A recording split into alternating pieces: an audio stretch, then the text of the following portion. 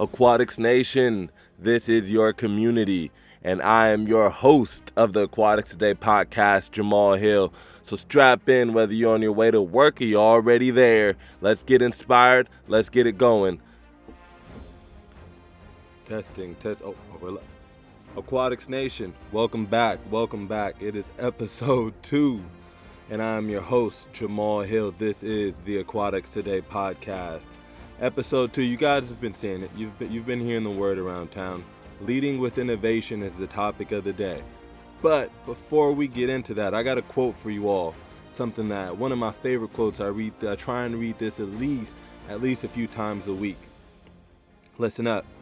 All men dream, but not equally. Those who dream by night in the dusty recesses of their mind wake in the day to find it is only vanity. But the dreamers of the day, they are dangerous men, for they act their dreams with open eyes to make it possible. That is a quote from T.E. Lawrence, 7 Pillars of Wisdom, 1922. Listen, today we are talking about leading with innovation. What does that really mean? That really means you have a dream, okay? That really means that you have a dream. That really means that you have a vision. And I promise you guys, this will be a resource. So one of the books that is going to be extremely helpful to you all as you develop this vision, just to even understand better what a vision is, I want you to check this out. Pick it up on Audible, order it on Amazon, go to your local bookstore. It's called Vivid Vision by Cameron Harrod. Vivid Vision by Cameron Harrod. And, you know, a lot of you guys know that you know me from Swim Uphill, and now obviously representing the Aquatics Today team here on the podcast. Let me tell you a story about not even just, this is a specific story about the early days of Swim Uphill, but this is something that I do on a regular basis, especially with Swim Uphill, with any business, and that's doing the hardest thing that any of us can do. That is think through what my vision is.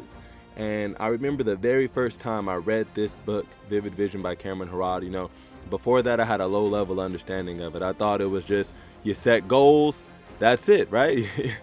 Well, this guy pretty much laid out a manifesto for his vision of his business, his life, even his personal character, his goals and things like that. But it was all in here. It was so detailed, and there were different statutes to it.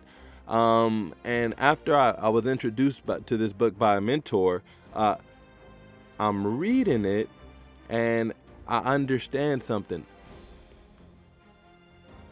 You have to spend the time with your own thoughts, emotions, feelings to understand the vision that's inside of you. Now, if you're an aquatics manager, okay, you're a pool manager, I don't care if you're a lifeguard, heck, I don't care if you're a janitor, all right? When we talk about a vision for the future for what we're creating, okay? Now I'm going to bring it back to aquatics here.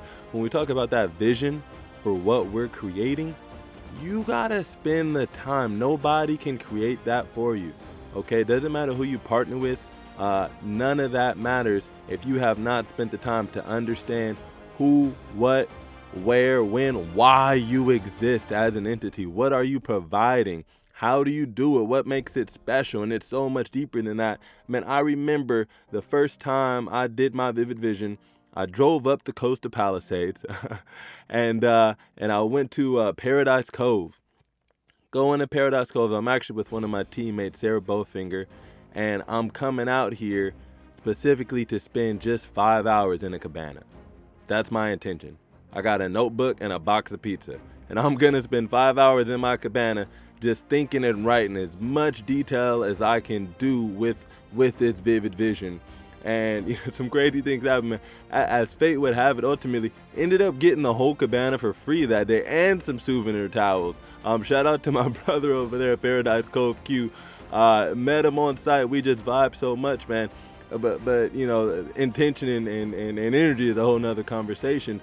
What my point here is, I spent so much time with that vision, and guess what? After 5 hours of intense thinking and concentration, it still wasn't complete. I had to go on a whole nother excursion. I went out to the wilderness, the woods, for a few hours to try and finish that. And then I brought it into a written format. And guess what? After I did, I shared it with every single person in my organization. Everyone that was coming in, they had that vivid vision. So that is what I am bringing to you today. This is going to be, critical to leading, right? Let alone leading with innovation. I just broke down the base level of leading, okay? You got to have a vision if you're going to lead, okay? You got to spend that time. If it was the olden days, we would say, well, in the new days too, you got to go commune with God. You got to go spend the time and really just, again, doing the hardest thing. Nobody just wants to sit and think. It's challenging. With that said, let me give you 3 ways. Let me give you 3 things when we talk about innovation, okay? You got the leader when we talk about innovation that you should be looking for. Number 1 is trends, all right? You got to wake up. You got to put your ear to the pavement. You got to open up your eyes. What are the trends that are going on in the world, specifically aquatics community? I'm talking about technology here. I'm talking about the virtual space. What is our home as an aquatics community in VR, in AR, in the virtual space? Are our coaches and lifeguards, are they going to be being trained in VR? At the Swim Uphill Foundation, we had a VR component built into our swim lessons, okay? So that is one thing you're going to think about. The second thing, do culture, all right? And culture comes with a 1-2 punch. Everything after that, not that important. Number 1, ability. You got to be thinking of your facilities with ability first, accessible to people with any type of physical disability or ability, whether that be blind, whether you're like Jamal Hill, you have neuropathy, wheelchair bound, making sure your facility is accessible, thinking ability first, and making sure your staff is trained up on that. That's going to be super important. The second most important thing, your facility needs to reflect the culture of your community, okay? That is something you really have to sit on, and this is a responsibility of your team, right? To, again, not only embrace, but to enhance the culture of the community. So there you go, all right? Now, a couple of updates. Listen, today, February 8th, and tomorrow, February 9th, we're down here. Me and the Aquatics Today media team are down here, St. Petersburg, Florida, at the AOAP, that's Association of Aquatics Professionals, and the Diversity in Aquatics Conference. 2 wonderful organizations run by great people. Shout out to Julianne Hefter. Shout out to Miriam Lynch. Just wonderful people. So we're down here. Listen, you're going to want to check out the YouTube, okay? We're going to be covering footage. There's going to be live interviews. We're going to be catching the award shows. Everything there to see that's going on here. That is where it's going to be. It's going to be on the Aquatics Today YouTube channel. Shout out, listen, 2/23, February 23rd, later this month, we've got our sponsors meeting going down, okay? There are a lot of opportunities, people chomping at the bit to get involved with the Aquatics Today magazine at aquaticsdaily.com, to be involved with the podcast, to be involved with our different programs, and there's a bunch of opportunities even in the virtual space, NFTs and things like that are happening at Aquatics Today. That sponsors meeting is going to be on February 23rd. You guys got it, man. I love you, Aquatics Nation. Make sure you subscribe to the show. Follow it on Spotify and Apple Podcasts. Why not go Google Podcasts too? It's there too. You can always find the show on aquaticstoday.com. And you know I didn't mess up. You know I didn't forget about you. I promised you 3 things, right? I promised you 3 ways that you can be looking to innovate. And the last one, it's going to twist you up a little bit. I want you to look into the past and do some research. How long have things been the way they are, and why are they that way? Is it the best? Have we maximized not only ourselves, but our communities, our efforts?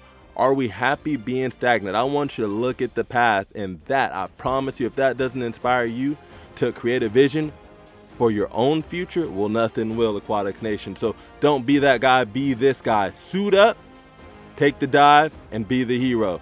I'll talk to you soon.